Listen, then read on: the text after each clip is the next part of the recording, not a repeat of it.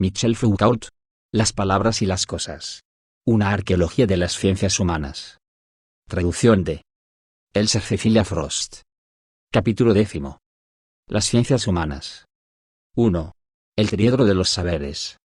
El modo de ser del hombre tal como se ha constituido en el pensamiento moderno le permite representar dos papeles. Está a la vez en el fundamento de todas las positividades y presente, de una manera que no puede llamarse privilegiada, en el elemento de las cosas empíricas. Este hecho no se trata para nada allí de la esencia general del hombre, sino pura y simplemente de este a priori histórico que, desde el siglo XIX, sirve de suelo casi evidente a nuestro pensamiento. Este hecho es sin duda decisivo para la posición que debe darse a las ciencias humanas, a este cuerpo de conocimientos, pero quizá esta palabra misma sea demasiado fuerte, digamos, para ser aún más neutros, a este conjunto de discursos, que toma por objeto al hombre en lo que tiene de empírico.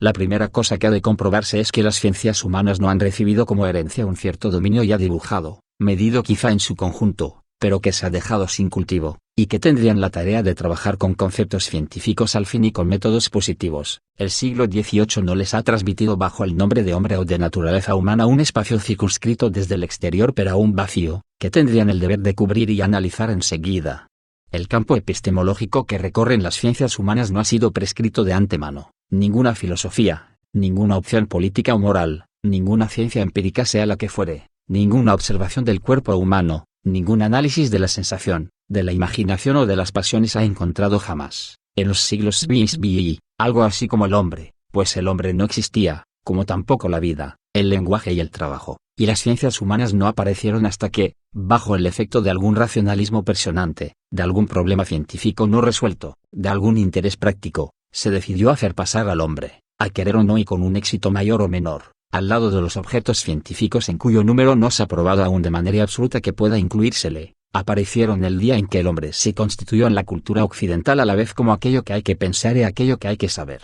No hay duda alguna, ciertamente, de que el surgimiento histórico de cada una de las ciencias humanas aconteció en ocasión de un problema, de una exigencia, de un obstáculo teórico práctico. Ciertamente han sido necesarias las nuevas normas que la sociedad industrial impuso a los individuos para que, lentamente, en el curso del siglo XIX, se constituyera la psicología como ciencia. También fueron necesarias sin duda las amenazas que después de la revolución han pesado sobre los equilibrios sociales y sobre aquello mismo que había instaurado la burguesía, para que apareciera una reflexión de tipo sociológico. Pero si bien estas referencias pueden explicar perfectamente por qué en tal circunstancia determinada y para responder a cuál cuestión precisa se han articulado estas ciencias, su posibilidad intrínseca, el hecho desnudo de que, por primera vez desde que existen seres humanos y viven en sociedad, el hombre aislado o en grupo se haya convertido en objeto de la ciencia, esto no puede ser considerado ni tratado como un fenómeno de opinión, es un acontecimiento en el orden del saber.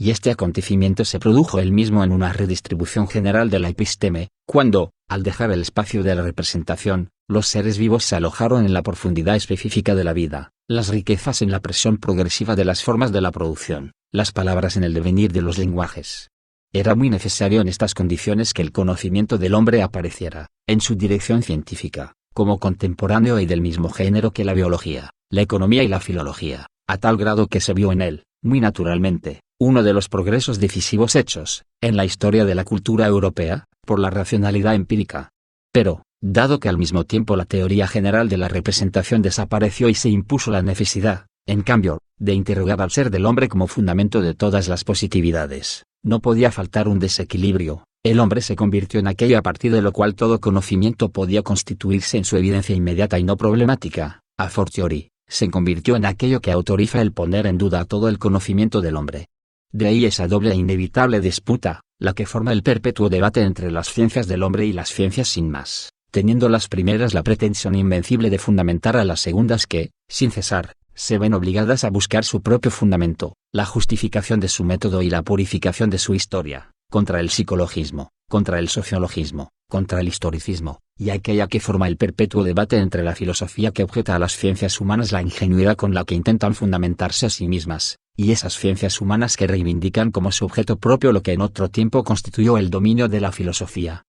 Pero el que todas estas comprobaciones sean necesarias no quiere decir que se desarrollen en el elemento de la pura contradicción. Su existencia, su incansable repetición desde hace más de un siglo no indican la permanencia de un problema indefinidamente abierto, remiten a una disposición epistemológica precisa y muy bien determinada en la historia. En la época clásica, desde el proyecto de un análisis de la representación hasta el tema de la matesis universalis, el campo del saber era perfectamente homogéneo. Todo conocimiento, fuera el que fuera, procedía al ordenamiento por el establecimiento de las diferencias y definía las diferencias por la instauración de un orden. Esto era verdad tanto para las matemáticas, para las taxonomías, en el sentido amplio del término, y las ciencias de la naturaleza, como también para todos esos conocimientos aproximativos, imperfectos y en gran parte espontáneos que trabajan en la construcción del menor discurso o en esos procesos cotidianos del cambio. Por último, era verdad con respecto al pensamiento filosófico y a esas largas cadenas ordenadas que los ideólogos, no menos que Descartes o Spinoza, pero de modo distinto, quisieron establecer a fin de llevar necesariamente las ideas más simples y más evidentes hasta las verdades más complejas.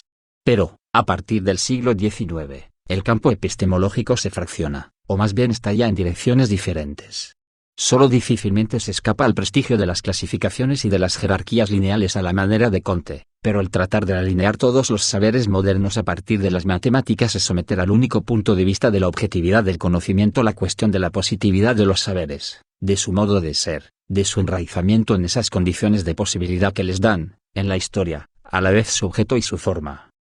Interrogado en este nivel arqueológico, el campo de la episteme moderna no se ordena según el ideal de una matematización perfecta y no desarrolla a partir de la pureza formal una larga serie de conocimientos descendientes más y más cargados de empiricidad. Es necesario representarse más bien el dominio de la episteme moderna como un espacio voluminoso y abierto de acuerdo con tres dimensiones. Sobre una de ellas se colocarían las ciencias matemáticas y físicas, para las cuales el orden es siempre un encadenamiento deductivo y lineal de proposiciones evidentes o comprobadas. En otra dimensión, estarían las ciencias, como las del lenguaje, de la vida, de la producción y de la distribución de las riquezas, que proceden a poner en relación elementos discontinuos pero análogos, de tal modo que pueden establecer entre ellos relaciones causales y constantes de estructura. Estas dos primeras dimensiones definen entre sí un plan común, aquel que pueda aparecer, según el sentido en el que se le recorra, como campo de aplicación de las matemáticas a esas ciencias empíricas o como dominio de lo matematizable en la lingüística, la biología y la economía. En cuanto a la tercera dimensión, se trataría de la reflexión filosófica que se desarrolla como pensamiento de lo mismo, con la dimensión de la lingüística, de la biología y de la economía dibuja un plan común. Allí pueden aparecer y, de hecho, aparecieron las diversas filosofías de la vida, del hombre enajenado, de las formas simbólicas, cuando se transponen a la filosofía los conceptos y los problemas nacidos en diferentes dominios empíricos, pero ahí aparecieron también, si se interroga desde un punto de vista radicalmente filosófico el fundamento de estas empiricidades, las ontologías regionales que trataron de definir lo que son, en su ser propio, la vida, el trabajo y el lenguaje. Por último, la dimensión filosófica definió con la de las disciplinas matemáticas un plan común, el de la formalización del pensamiento. Las ciencias humanas están excluidas de este trío epistemológico, cuando menos en el sentido de que no se las puede encontrar en ninguna de las dimensiones ni en la superficie de ninguno de los planes así dibujados. Pero de igual manera puede decirse que están incluidas en él, ya que es en el intersticio de esos saberes, más exactamente en el volumen definido por sus tres dimensiones donde encuentran su lugar. Esta situación, en un sentido menor, en otro, privilegiada, las pone en relación con todas las otras formas de saber, tienen el proyecto, más o menos diferido pero constante, de darse en todo caso de utilizar, en uno u otro nivel, una formalización matemática, proceden según los modelos o los conceptos tomados de la biología, de la economía y de las ciencias del lenguaje, se dirigen en última instancia a ese modo de ser del hombre que la filosofía trata de pensar en el nivel de la finitud radical, en tanto que ellas mismas quieren recorrer sus manifestaciones empíricas. Quizá es esta repartición nebulosa en un espacio de tres dimensiones lo que hace que las ciencias humanas sean tan difíciles de situar, lo que da su irreductible precariedad a su localización en el dominio epistemológico y lo que las hace aparecer a la vez como peligrosas y en peligro.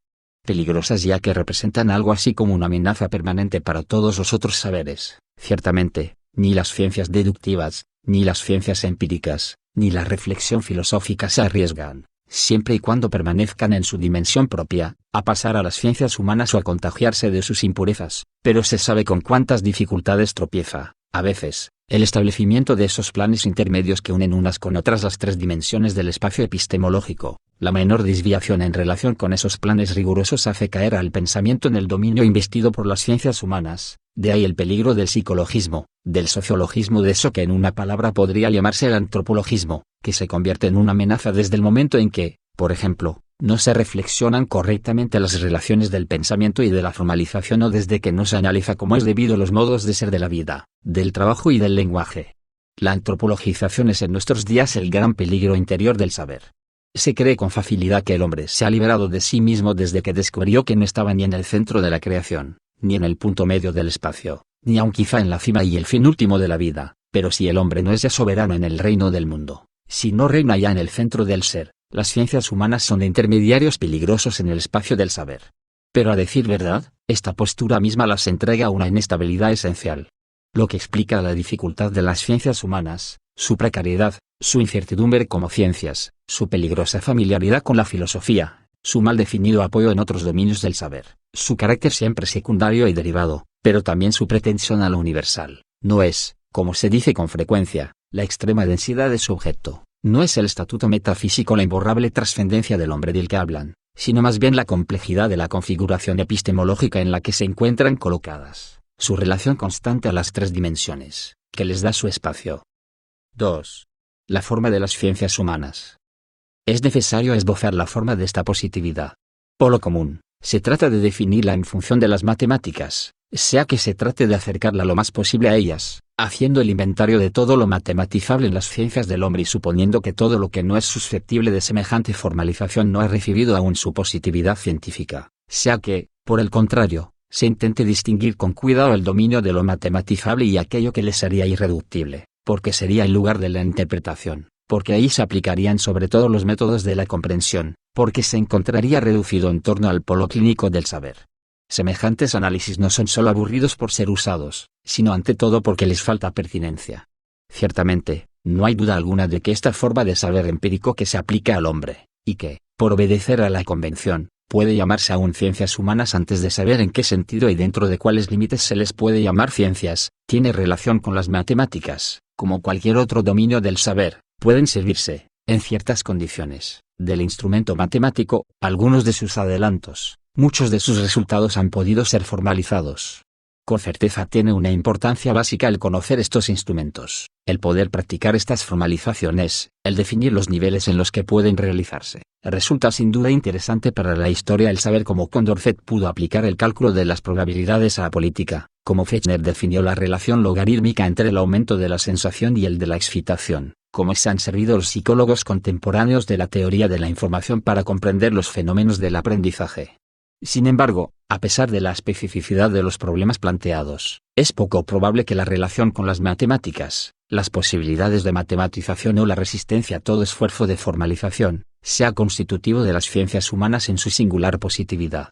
Y esto se debe a dos razones, ya que, en cuanto a lo esencial, estos problemas le son comunes con muchas otras disciplinas, como la biología, la genética, aun cuando no sean aquí y allá idénticamente los mismos. Y sobre todo porque el análisis arqueológico ha descubierto en el a priori histórico de las ciencias del hombre una forma nueva de las matemáticas o una brusca irrupción de estas en el dominio de lo humano, sino más bien una especie de retiro de la matesis, una disociación de su campo unitario y la liberación, en relación con el orden lineal de las menores diferencias posibles, de organizaciones empíricas como la vida, el lenguaje y el trabajo. En este sentido, la aparición del hombre y la constitución de las ciencias humanas, aunque no fueron más que bajo la forma de un proyecto, serían correlativas de una especie de desmatematización. Se dirá, sin duda, que esta disociación de un saber concebido en su integridad como matesis no fue un retroceso de las matemáticas, por la convincente razón de que este saber jamás llevó, a no ser en la astronomía y en ciertos puntos de la física, a una matematización efectiva. Al desaparecer,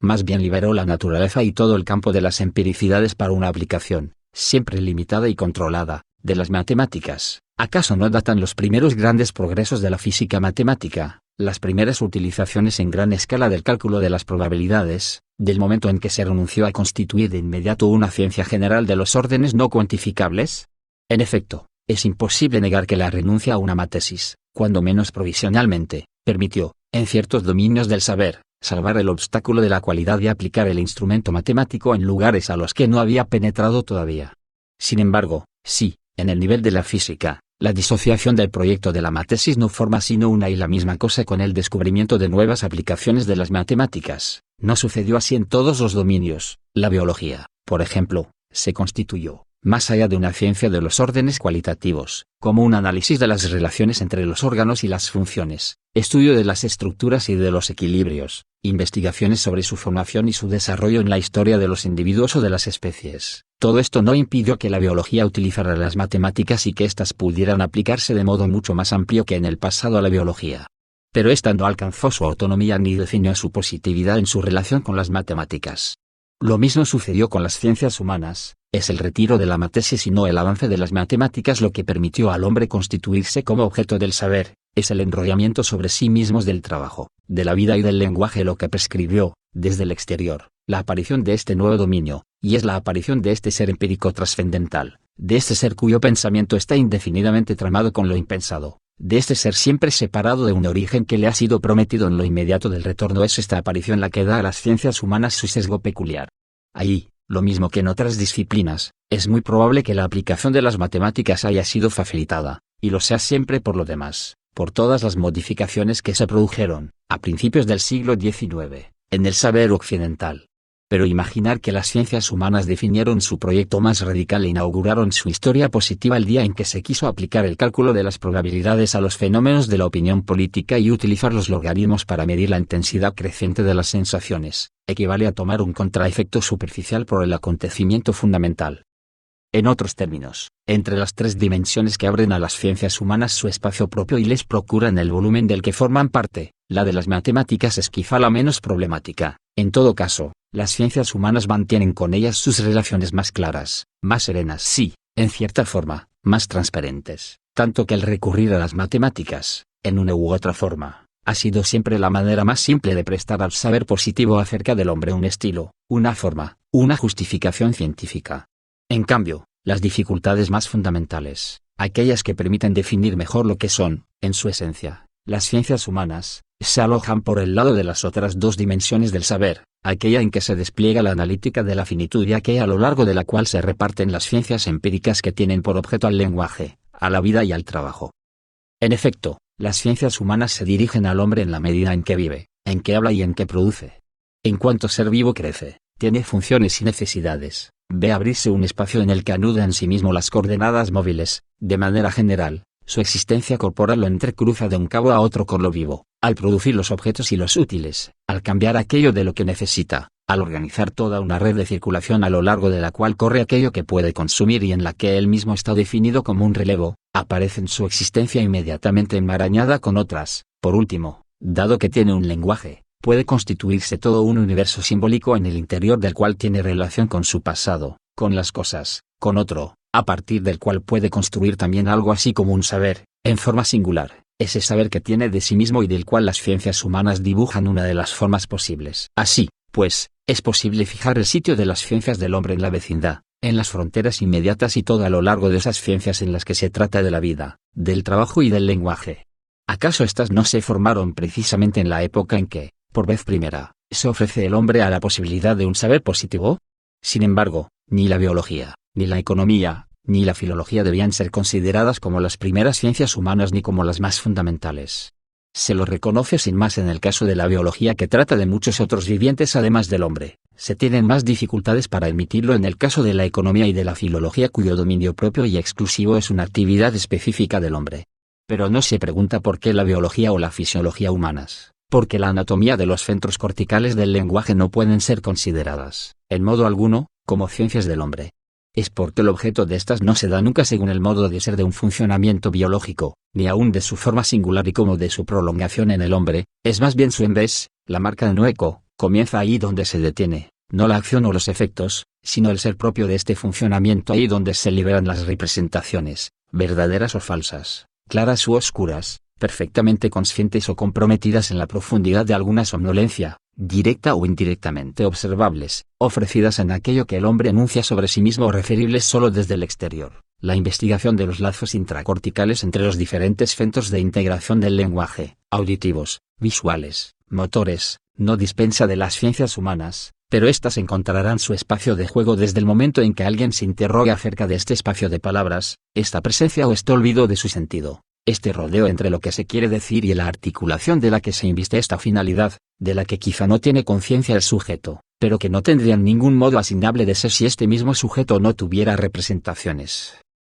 De modo más general, el hombre no es, para las ciencias humanas, este ser vivo que tiene una forma muy particular, una fisiología muy especial y una autonomía casi única. Es ese ser vivo que, desde el interior de la vida a la cual pertenece por completo y por la cual está atravesado todo su ser, constituye representaciones gracias a las cuales vive y a partir de las cuales posee esta extraña capacidad de poder representarse precisamente la vida. De igual modo, el hombre es quizá en el mundo si no la única especie que trabaja, si cuando menos aquella en la que la producción, la distribución y el consumo de los bienes han tomado tanta importancia y han recibido tantas formas y tan diferenciadas, pero la economía no es por ello una ciencia humana. Se dirá, quizá, que tiene recurso para definir las leyes que son, sin embargo, interiores a los mecanismos de la producción, como la acumulación del capital o las relaciones entre la tasa de salarios y el precio de costo, a los comportamientos humanos y una representación que los funda, el interés, la búsqueda de la ganancia máxima, la tendencia al ahorro, pero al hacerlo, utiliza las representaciones como requisito de un funcionamiento, que pasa, en efecto, por una actividad humana explícita. En cambio, solo habrá una ciencia del hombre si nos dirigimos a la manera en que los individuos o los grupos se representan a sus compañeros, en la producción o en el cambio, el modo en que se aclaran, ignoran o disfrazan este funcionamiento y la posición que ocupan en él, la forma en que se representan a la sociedad en que se lleva a cabo, la manera en que se sienten integrados en ella o aislados, dependientes, sometidos o libres. El objeto de las ciencias humanas no es este hombre que, desde la aurora del mundo, el primer grito de su edad de oro, estaba consagrado al trabajo. Es ese ser que, desde el interior de las formas de producción que dirigen toda su existencia, forma la representación de esas necesidades, de la sociedad por la cual, con la cual o contra la cual las satisface en tal medida que, a partir de allí, puede finalmente darse la representación de la economía misma. En cuanto al lenguaje es lo mismo, aunque el hombre sea en el mundo el único ser que habla, no por ello es una ciencia humana el conocer las mutaciones fonéticas, el parentesco de las lenguas, la ley de los deslizamientos semánticos. En cambio, se podrá hablar de ciencia humana una vez que se intente definir la manera en que los individuos o los grupos se representan las palabras, utilizan su forma y su sentido, componen sus discursos reales, muestran y ocultan en ellos lo que piensan, dicen, quizás sin saberlo, más o menos lo que no quieren, y en todo caso dejan una gran cantidad de huellas verbales de estos pensamientos, huellas que hay que descifrar y restituir en la medida de lo posible a su vivacidad representativa. El objeto de las ciencias humanas no es, pues, el lenguaje, hablado sin embargo por ellos solos, es ese ser que, desde el interior del lenguaje por el que está rodeado, se representa, al hablar, el sentido de las palabras o de las proposiciones que enuncia y se da, por último, la representación del lenguaje mismo.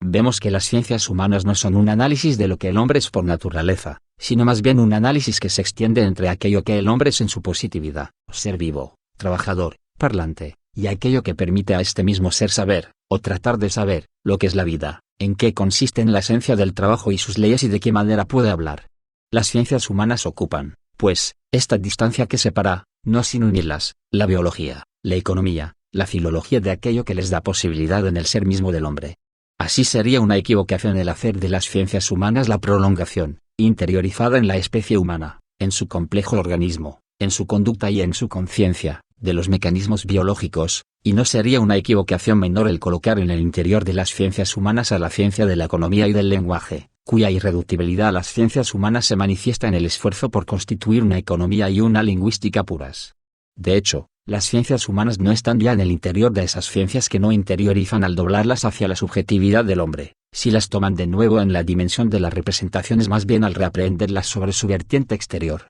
dejándolas en su opacidad, recibiendo como cosas los mecanismos y las funciones que aíslan, interrogando estos no en cuanto a lo que son, sino en cuanto a lo que dejan de ser al abrirse el espacio de la representación, y a partir de ahí muestran cómo pueden hacer y desplegarse una representación de lo que son. Reconducen subrepticiamente a las ciencias de la vida, del trabajo y del lenguaje al lado de esta analítica de la finitud que muestra cómo puede el hombre habérselas en su ser con esas cosas que conoce y conocer esas cosas que determinan, en la positividad, su modo de ser. Pero lo que la analítica requiere en la interioridad o, cuando menos en la pertenencia profunda de un ser que no debe su finitud más que a sí mismo, lo desarrollan las ciencias humanas en la exterioridad del conocimiento. Por ello, lo propio de las ciencias humanas no es la dirección hacia un cierto contenido, ese objeto singular que es el ser humano, es más bien un carácter puramente formal, el simple hecho de que están en relación con las ciencias a las que el ser humano se da como objeto, exclusivo en el caso de la economía y de la filología, parcial en el de la biología, en una posición de duplicación y que esta duplicación puede valer a fortiori para ellas mismas.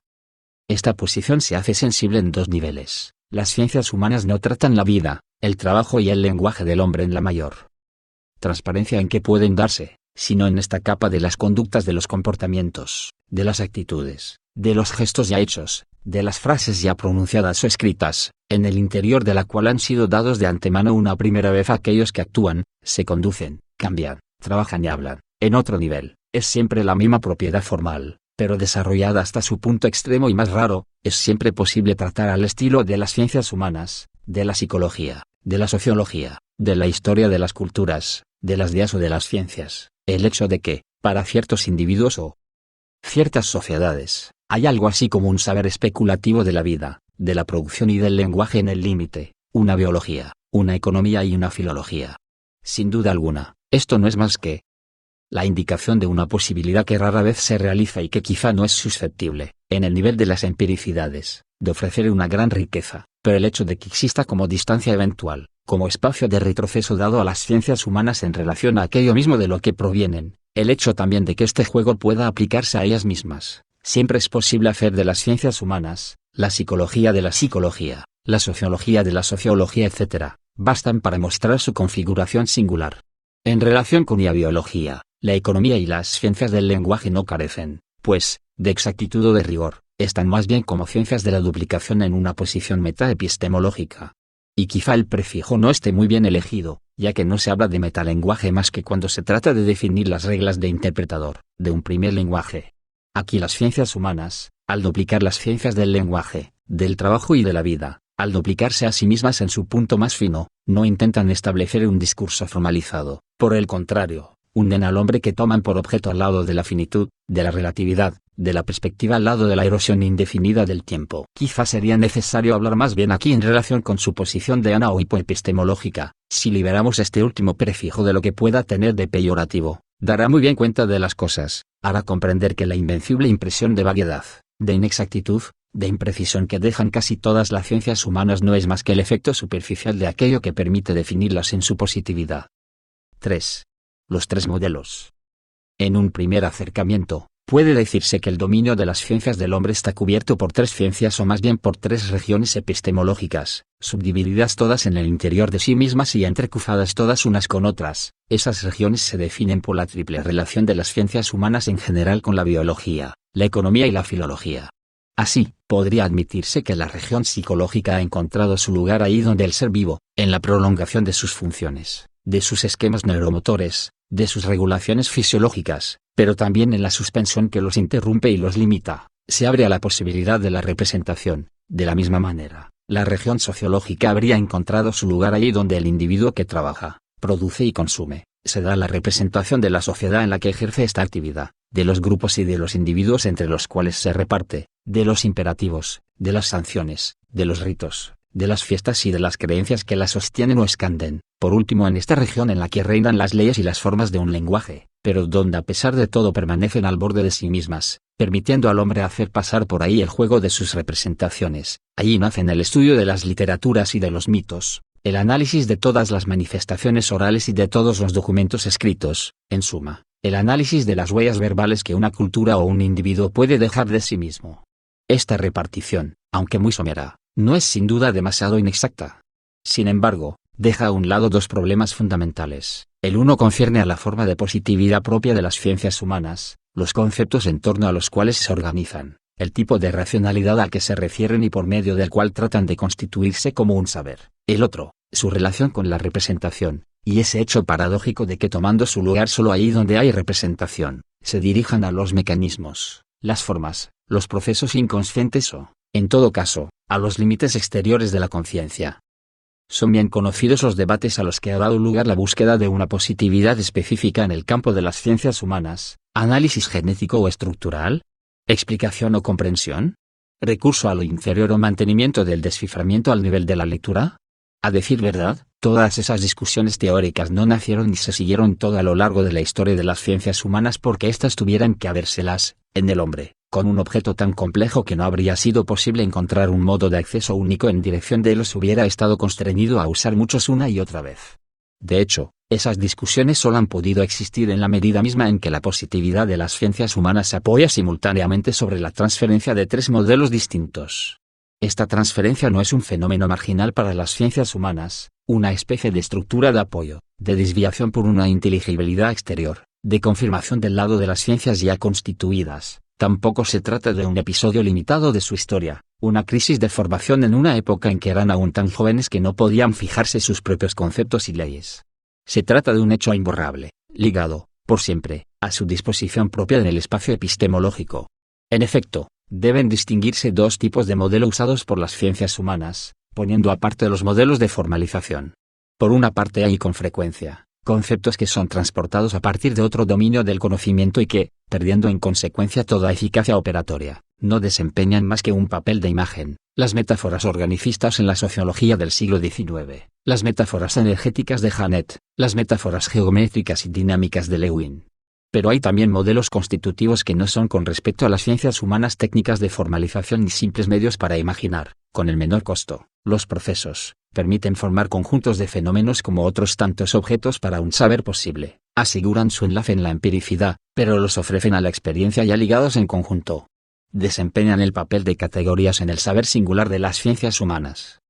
Estos modelos constitutivos se toman a los tres dominios de la biología, la economía y el estudio del lenguaje. El hombre aparece sobre la superficie de proyección de la biología como un ser que tiene funciones que recibe estímulos fisiológicos, pero también sociales, intrahumanos, culturales, y responde, se adapta, evoluciona, se somete a las exigencias del medio, compone con las modificaciones que impone, trata de borrar los desequilibrios, actúa según regularidades y tiene, en suma, las condiciones de existencia y la posibilidad de encontrar normas medias de ajuste que le permitan ejercer sus funciones. Sobre la superficie de proyección de la economía, el hombre aparece como un ser que tiene necesidades y deseos, que trata de satisfacerlos teniendo pues intereses, pensando en las ganancias, oponiéndose a otros hombres. En breve, aparece en una irreductible situación de conflicto, esquiva estos conflictos, huye de ellos o logra dominarlos, encontrar una solución que calme, cuando menos en un nivel y por un tiempo, la contradicción, instaura un conjunto de reglas que son,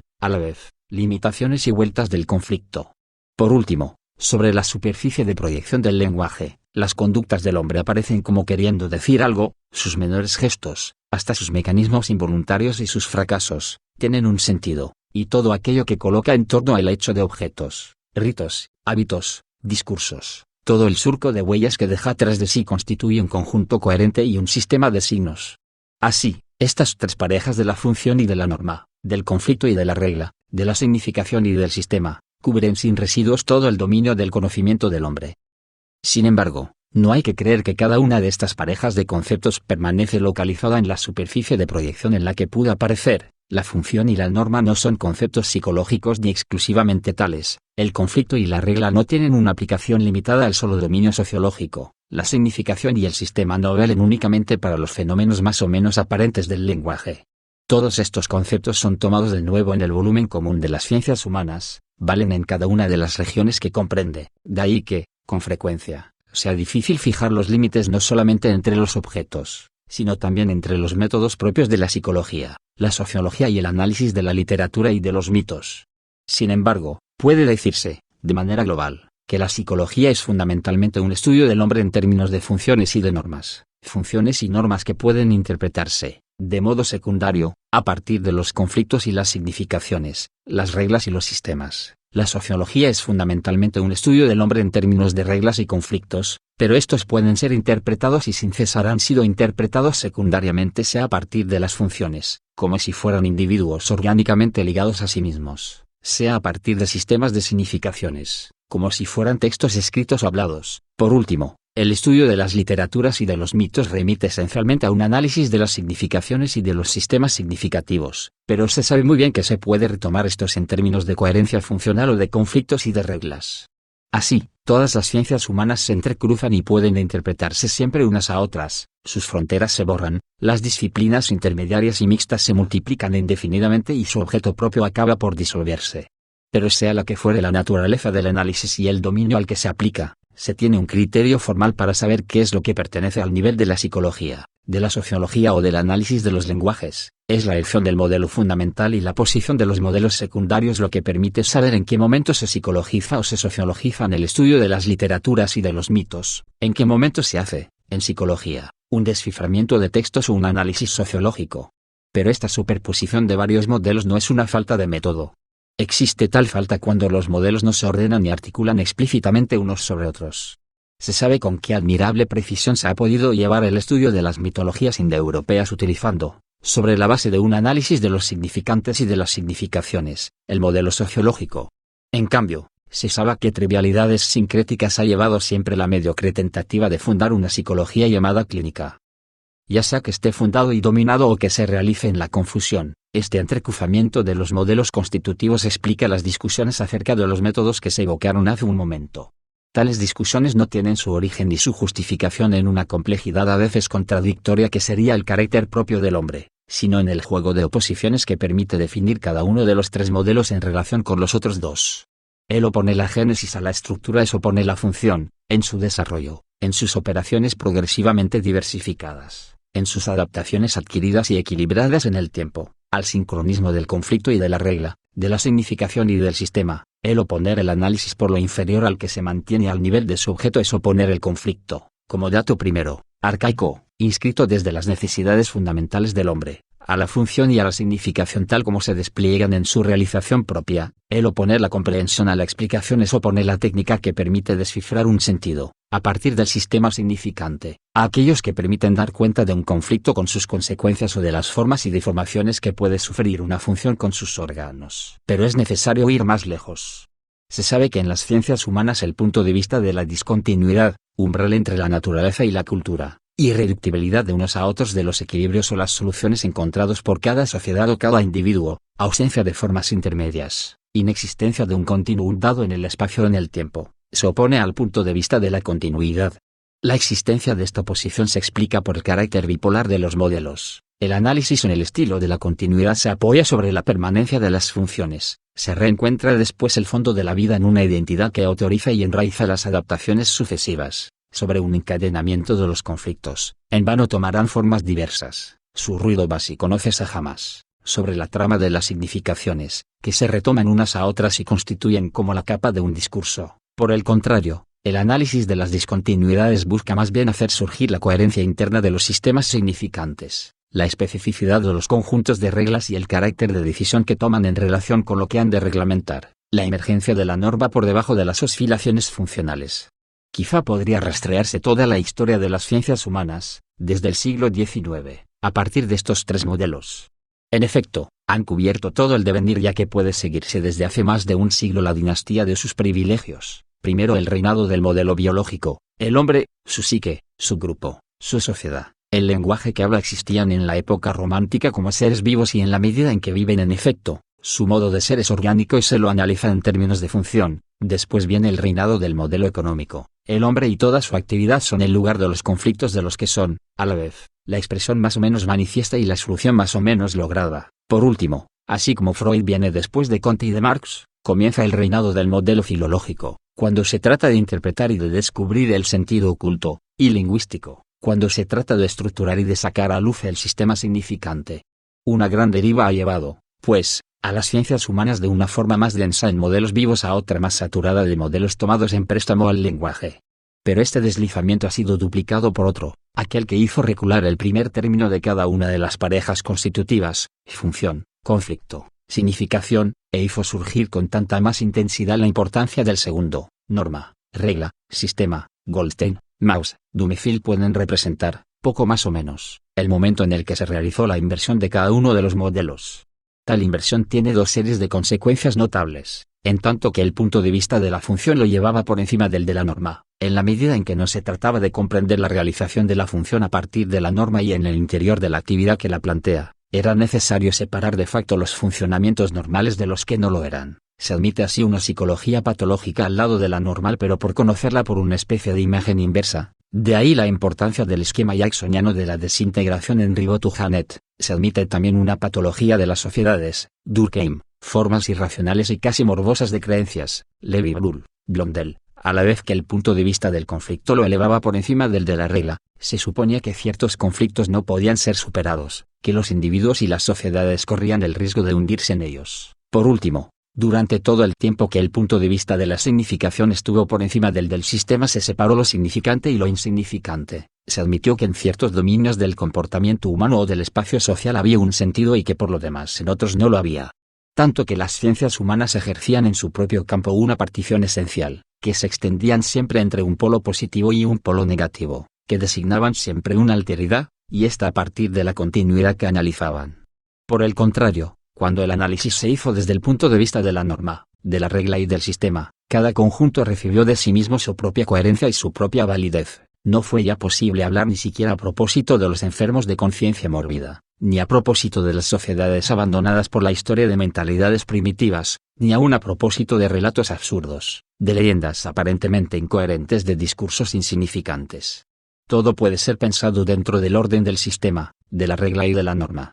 Al pluralizarse, ya que los sistemas son aislados, ya que las reglas forman conjuntos cerrados, ya que las normas se plantean en su autonomía, el campo de las ciencias humanas se encontró unificado, de golpe dejó de estar escindido de acuerdo con una dicotomía de valores. Y si se piensa que Freud, más que ningún otro, acercó el conocimiento del hombre a su modelo filológico y lingüístico, pero que fue también el primero en haber tratado de borrar radicalmente la separación entre lo positivo y lo negativo, de lo normal y lo patológico, de lo comprensible y lo incomunicable, de lo significante y lo insignificante, se comprende cómo anuncia el paso de un análisis en términos de funciones, de conflictos y de significaciones a un análisis en términos de normas, de reglas y de sistemas, y así todo ese saber en el interior del cual se dio la cultura occidental en un siglo. Una cierta imagen del hombre gira en torno a la obra de Freud, sin salir empero de su disposición fundamental. Pero todavía no se encuentra ahí, como se verá de inmediato, la importancia más decisiva del psicoanálisis. En todo caso, este paso al punto de vista de la norma, de la regla y del sistema nos acerca a un problema que se había dejado en suspenso, el del papel de la representación en las ciencias humanas. Desde luego podía parecer muy cuestionable el incluir a estas, para oponerlas a la biología, a la economía y a la filología, en el espacio de la representación. ¿Acaso no era ministerial hacer valer el que una función puede ejercerse, un conflicto desarrollar sus consecuencias, una significación imponer su inteligibilidad sin pasar por el momento de una conciencia explícita? ¿Y, acaso no es necesario reconocer ahora que lo propio de la norma, en relación con la función que determina, de la regla en relación con el conflicto que rige, del sistema en relación con la significación que hace posible, es precisamente el no ser dado a la conciencia? ¿Acaso no es necesario añadir, a los dos gradientes históricos ya aislados, un tercero y decir que desde el siglo XIX las ciencias humanas no han cesado de aproximarse a esta región de lo inconsciente en la que la instancia de la representación se mantiene en suspenso? De hecho, la representación no es la conciencia y nada nos prueba que éste sacara a luz los elementos o la organización que jamás son dados como tales a la conciencia haga escapar a las ciencias humanas a la ley de la representación. En efecto, el papel del concepto de significación es mostrar como algo así como un lenguaje, aun cuando no se trate de un discurso explícito y aun cuando no se despliegue ante una conciencia, puede darse en general a la representación. El papel del concepto complementario de sistema es mostrar cómo la significación no es nunca primera y contemporánea de sí misma, sino siempre secundaria y como derivada en relación con un sistema que la precede, que constituye su origen positivo y que se da, poco a poco, por fragmentos y perfiles a través de ella, en relación con la conciencia de una significación. El sistema es siempre más bien inconsciente, ya que estaba ahí antes de ella, ya que es en él donde ésta se aloja y a partir de él se efectúa, pero por estar siempre prometido a una conciencia futura que quizá no lo totalizará jamás. Dicho de otra manera, la pareja significación-sistema es lo que asegura a la vez la representabilidad del lenguaje, como texto o estructura analizados por la filología y la lingüística, y la presencia cercana pero retirada del origen, tal como se manifiesta como modo de ser del hombre por la analítica de la finitud. De la misma manera, la noción de conflicto muestra cómo la necesidad, el deseo o el interés mismo, si no se dan a la conciencia que los experimenta, pueden tomar forma en la representación, y el papel del concepto inverso de regla es mostrar cómo la violencia del conflicto, la insistencia aparentemente salvaje de la necesidad, el infinito sin ley del deseo, de hecho están ya organizados por un impensado que no solo les prescribe su regla, sino que los hace posibles a partir de una regla. La pareja conflicto-regla asegura la representabilidad de la necesidad, de esa necesidad que estudia la economía como proceso objetivo en el trabajo y la producción, y la representabilidad de este impensado que devela la analítica de la finitud. Por último, el concepto de función tiene por papel el mostrar cómo las estructuras de la vida pueden dar lugar a la representación, aun cuando no sean conscientes, y el concepto de norma como se da la función a sí misma sus propias condiciones de posibilidad y los límites de su ejercicio. Así se comprende cómo estas grandes categorías pueden organizar todo el campo de las ciencias humanas, lo atraviesan de un cabo a otro, lo mantienen a distancia, pero añaden también las positividades empíricas de la vida, del trabajo y del lenguaje, a partir de las cuales se ha separado históricamente el hombre como figura de un saber posible, a las formas de la finitud que caracterizan el modo de ser del hombre, tal como se constituyó el día en que la representación dejó de definir el espacio general del conocimiento. Estas categorías no son, pues, simples conceptos empíricos de una generalidad bastante grande, son más bien aquello a partir de lo cual el hombre puede ofrecerse a un saber posible, recorren todo el campo de su posibilidad y lo articulan fuertemente sobre las dos dimensiones que lo limitan. Pero esto no es todo, permiten la disociación, característica de todo el saber contemporáneo sobre el hombre, entre la conciencia y la representación. Definen la manera en que las empiricidades pueden darse a la representación pero en una forma que no está presente a la conciencia. La función, el conflicto, la significación son muy bien la manera en que la vida, la necesidad y el lenguaje son duplicados por la representación, pero en una forma que puede ser perfectamente inconsciente. Por otra parte, definen la manera en que la finitud fundamental puede darse a la representación bajo una forma positiva y empírica, pero no transparente para la conciencia ingenua. Ni la norma, ni la regla, ni el sistema se dan a la experiencia cotidiana, la atraviesan, dan lugar a conciencias parciales, pero no pueden ser aclaradas enteramente por un saber reflexivo. De suerte que las ciencias humanas no hablan más que en el elemento de lo representable, pero de acuerdo con una dimensión consciente e inconsciente, tanto más marcada cuanto que se trata de sacar a luz el orden de los sistemas, de las reglas y de las normas. Todo sucede como si la dicotomía entre lo normal y lo patológico tendiera a borrarse en beneficio de la bipolaridad de la conciencia y de lo inconsciente.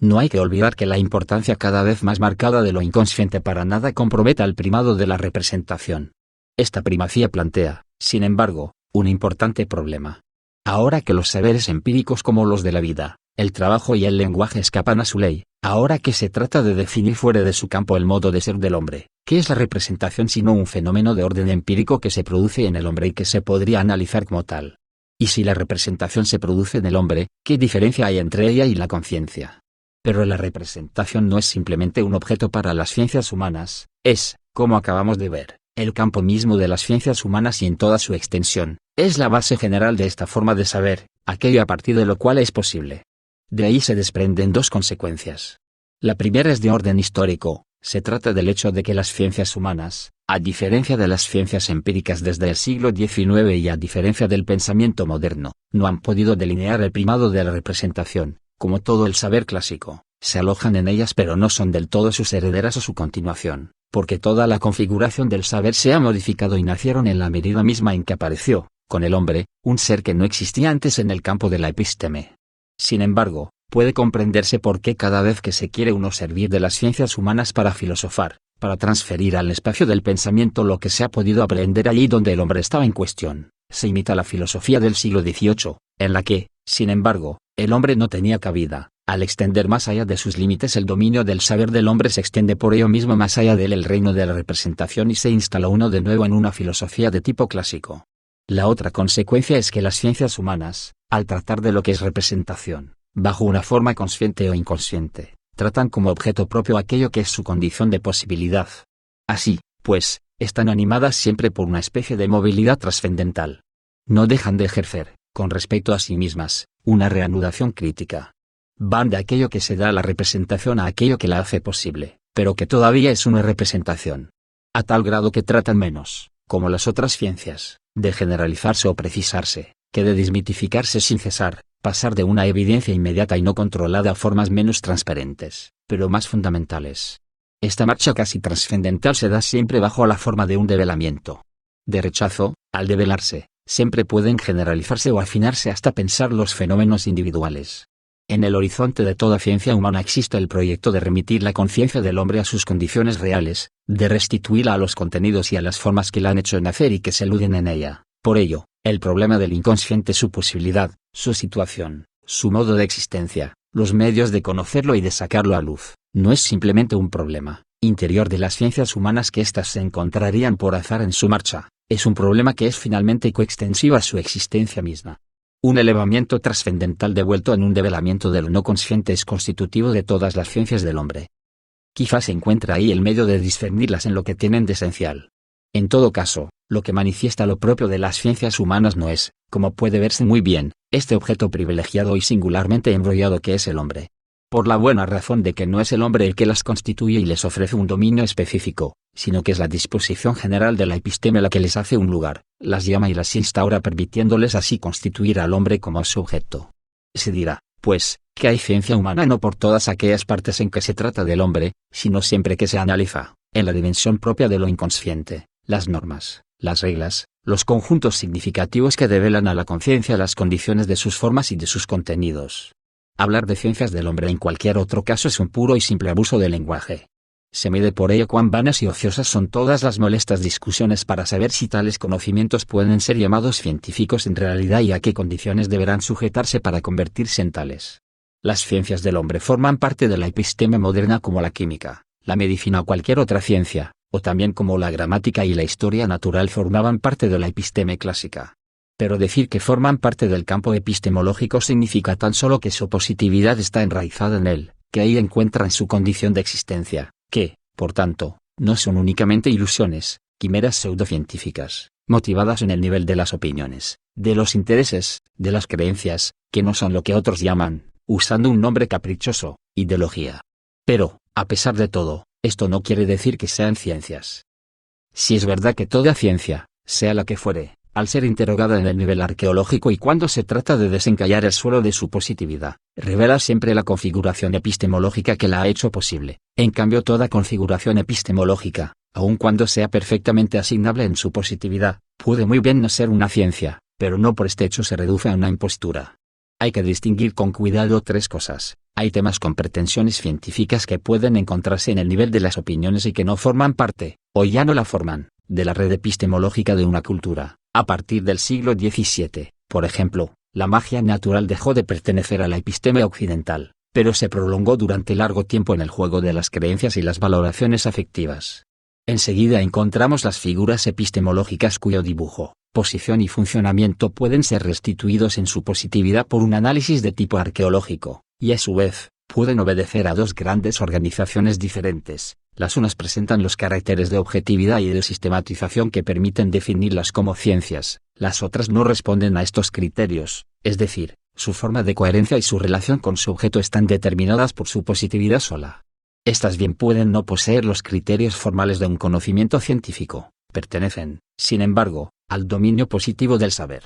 Sería, pues, igualmente vano e injusto el analizarlas como fenómenos de opinión o el confrontarlas por medio de la historia o de la crítica con las formaciones propiamente científicas. Sería aún más absurdo el tratarlas como una combinación que mezclaría de acuerdo con proporciones variables elementos racionales y otros que no lo serían. Es necesario reemplazarlas al nivel de la positividad que las hace posibles y determina necesariamente su forma. Así, pues, la arqueología tiene dos tareas con respecto a ellas: determinar la manera en que se disponen en la episteme en la que están enraizadas, mostrar también en qué se diferencia radicalmente su configuración de la de las ciencias en sentido estricto. Esta configuración que les es particular no debe ser tratada como un fenómeno negativo, no es la presencia de un obstáculo, no es una deficiencia interna lo que las hace fracasar en el umbral de las formas científicas. Constituyen en su figura propia, al lado de las ciencias y sobre el mismo suelo arqueológico, otras configuraciones del saber. Hemos encontrado ejemplos de las configuraciones en la gramática general o en la teoría clásica del valor. Tenían el mismo suelo de positividad que la matemática cartesiana, pero no eran ciencias, cuando menos para la mayor parte de quienes eran sus contemporáneos. Es también el mismo caso de lo que hoy se llama las ciencias humanas. Dibujan, cuando se les hace el análisis arqueológico, configuraciones perfectamente positivas, pero desde el momento en que se determinan estas configuraciones y la manera en que están dispuestas en la episteme moderna, se comprende por qué no pueden ser ciencias. En efecto, lo que las hace posibles es una cierta situación de vecindad con respecto a la biología, a la economía y a la filología, o a la lingüística. No existen sino en la medida en que se alojan al lado de estas o más bien debajo, en su espacio de proyección. Sin embargo, mantienen con ellas una relación que es radicalmente diferente de la que puede establecerse entre dos ciencias conexas o afines. En efecto, esa relación supone la transferencia de modelos exteriores en la dimensión de lo inconsciente y de la conciencia y el reflujo de la reflexión crítica hacia el lugar mismo del que provienen esos modelos. Así, pues, es inútil decir que las ciencias humanas son falsas ciencias. No son ciencias en modo alguno. La configuración que define su positividad y las enraiza en la episteme moderna las pone, al mismo tiempo, fuera del estado de ser de las ciencias, y si se pregunta entonces por qué han tomado este título, bastará con recordar que pertenece a la definición arqueológica de su enraizamiento, que llaman y acogen la transferencia de modelos tomados de las ciencias. Por lo tanto, no es la irreductibilidad del hombre lo que se designa como su invencible trascendencia, ni aun su gran complejidad lo que les impide convertirse en objeto de la ciencia. La cultura occidental ha constituido, con frecuencia, bajo el nombre de hombre, un ser que, por un solo y único juego de razones, debe ser dominio positivo del saber y no puede ser objeto de ciencia. 4. La historia. Se ha hablado de las ciencias humanas, se ha hablado de esas grandes regiones que delimitan, poco más o menos, la psicología, la sociología, el análisis de las literaturas y de las mitologías. Pero no se ha hablado de la historia, si bien es la primera y como la madre de todas las ciencias del hombre, si bien es quizá tan vieja como la memoria humana. O mejor dicho, por esta misma razón se la ha pasado hasta ahora en silencio. En efecto, quizá no tiene un lugar entre las ciencias humanas ni al lado de ellas, es probable que mantenga con todas ellas una relación extraña, indefinida, imborrable y más fundamental de lo que sería una relación de vecindad en un espacio común. Es verdad que la historia ha existido mucho antes de la constitución de las ciencias humanas, desde el fondo de la época griega, ha ejercido un cierto número de funciones mayores en la cultura occidental: memoria, mito, transmisión de la palabra y del ejemplo, vehículo de la tradición, conciencia crítica del presente, desciframiento del destino de la humanidad, anticipación del futuro o promesa de un retomo. Lo que caracterizaba a esta historia, cuando menos lo que puede definirla, en sus rasgos generales, por oposición a la nuestra, es que, al ordenar el tiempo de los humanos según el devenir del mundo, en una especie de gran cronología cósmica como en los estoicos, o, a la inversa, al extender justo hasta las menores parcelas de la naturaleza el principio y el movimiento de un destino humano, un poco a la manera de la providencia cristiana, se concebía una gran historia lisa, uniforme en cada uno de sus puntos que entrañarían en una misma deriva, una misma caída o una misma ascensión, un mismo ciclo, a todos los hombres y con ellos a las cosas, los animales, todo ser vivo o inerte, y hasta los rostros más calmados de la tierra. Ahora bien, esta unidad es la que se fracturó a principios del siglo XIX en el gran trastorno de la episteme occidental. Se descubrió una historicidad propia de la naturaleza, se llegó a definir aún, para cada gran tipo de lo vivo, formas de ajuste al medio que permitirían definir en consecuencia su perfil de evolución. Además se pudo mostrar que actividades tan singularmente humanas como el trabajo o el lenguaje detentaban, en sí mismas, una historicidad que no podía encontrar su lugar en el gran relato común de las cosas y de los hombres. La producción tiene modos de desarrollo, el capital modos de acumulación, el precio leyes de oscilación y cambios que no pueden ni rebajarse a las leyes naturales ni reducirse a la marcha general de la humanidad.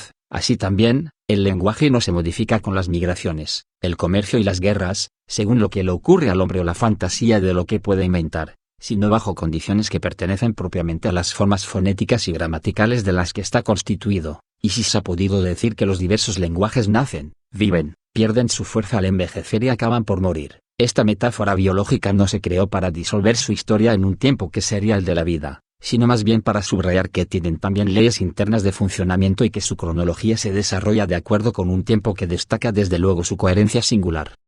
De ordinario, se inclina uno a creer que el siglo XIX prestó, por razones en su mayor parte políticas y sociales, una atención más aguda a la historia humana, que se abandonó la idea de un orden o un plan continuo del tiempo y también la de un progreso ininterrumpido, y que, al querer relatar su propia ascensión, la burguesía volvió a encontrar, en el calendario de su victoria, el espesor histórico de las instituciones, la pesantez de los hábitos y de las creencias, la violencia de las luchas, la alternancia de los éxitos y de los fracasos. Y se supone que a partir de ahí se extendió la historicidad descubierta en el hombre hasta los objetos que había fabricado, al lenguaje que hablaba y, más lejos aún, hasta la vida. El estudio de las economías, la historia de las literaturas y de las gramáticas, a fin de cuentas la evolución de lo vivo no serían más que el efecto de la difusión, sobre playas del conocimiento cada vez más lejanas, de una historicidad descubierta primero en el hombre. Lo que pasó fue en realidad lo contrario. Las cosas recibieron primero una historicidad propia que las liberó de este espacio continuo que les imponía la misma cronología que a los hombres.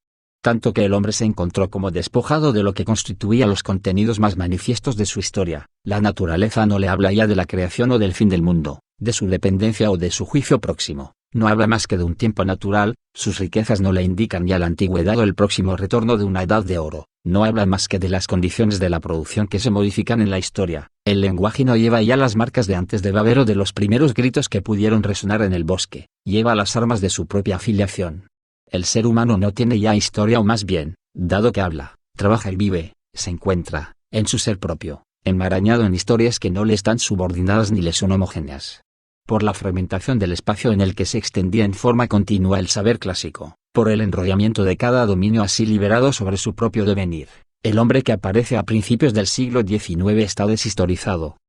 Y los valores imaginarios que tomó entonces el pasado, todo el halo lírico que rodeó, por esta época, a la conciencia de la historia, la viva curiosidad por los documentos o las huellas que el tiempo haya podido dejar tras de sí, todo esto manifiesta superficialmente el hecho desnudo de que el hombre se encontró vacío de historia, pero que trabajaba ella por reencontrar en el fondo de sí mismo, y entre todas las cosas que podían aún remitirle su imagen, las otras se habían callado y replegado sobre sí mismas, una historicidad que le estaba ligada esencialmente. Pero esta historicidad es ambigua de inmediato. Dado que el hombre no se da al saber positivo sino en la medida en que habla, trabaja o vive, ¿podrá ser su historia otra cosa que el nudo inextricable de tiempos diferentes, que le son extranjeros y son heterogéneos unos a otros? ¿No será más bien la historia del hombre una especie de modulación común a los cambios en las condiciones de vida, clima, fecundidad del suelo, modos de cultura, explotación de las riquezas, a las transformaciones de la economía, y a título de consecuencia de la sociedad y de las instituciones, y a la sucesión de las formas y los usos de la lengua?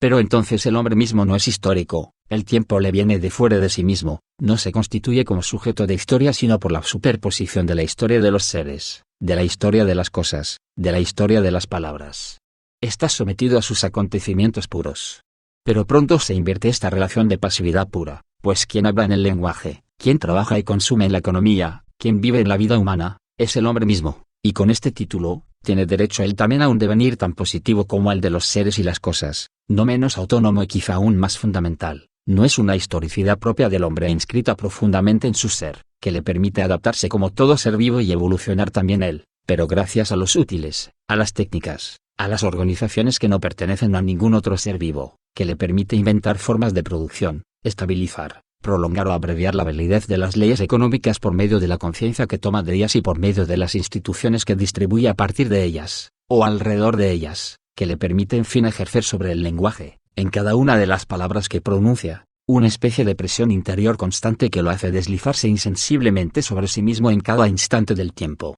Así aparece detrás de la historia de las positividades aquella, más radical, del hombre mismo. Historia que concierne ahora al ser mismo del hombre, ya que él comprueba que no solo tiene en tomo a sí mismo historia, sino que es en su historicidad propia aquello por lo que se dibuja una historia de la vida humana, una historia de la economía, una historia de los lenguajes. Habría, pues, en un nivel muy profundo, una historicidad del hombre que sería con respecto a sí misma su propia historia, pero también la dispersión radical que fundamenta todas las demás. Es esta primera erosión la que el siglo XIX buscó en su preocupación de historizarlo todo, de escribir a propósito de cualquier cosa una historia general, de remontar el tiempo sin cesar y de recolocar las cosas más estables en la liberación del tiempo. Aún ahí es necesario sin duda alguna revisar la manera en que se ha escrito tradicionalmente la historia de la historia. Se tiene la costumbre de decir que, con el siglo XIX, cesó la pura crónica de los acontecimientos, la simple memoria de un pasado poblado tan solo por individuos y accidentes, y que se buscaron las leyes generales del devenir. De hecho, ninguna historia fue más explicativa, ninguna estuvo más preocupada por las leyes generales y constantes que las de la época clásica cuando el mundo y el hombre, de un solo golpe, se hicieron cuerpo en una historia única. A partir del siglo XIX, lo que sale a luz es una forma desnuda de la historicidad humana, el hecho de que el hombre en cuanto tal está expuesto al acontecimiento. De ahí, la preocupación por encontrar leyes a esta forma pura, y son las filosofías del tipo de la de Spengler, o por definirla a partir del hecho de que el hombre vive, el hombre trabaja, el hombre habla y piensa, y son las interpretaciones de la historia a partir del hombre considerado como especie viviente, a partir de las leyes de la economía o a partir de los conjuntos culturales.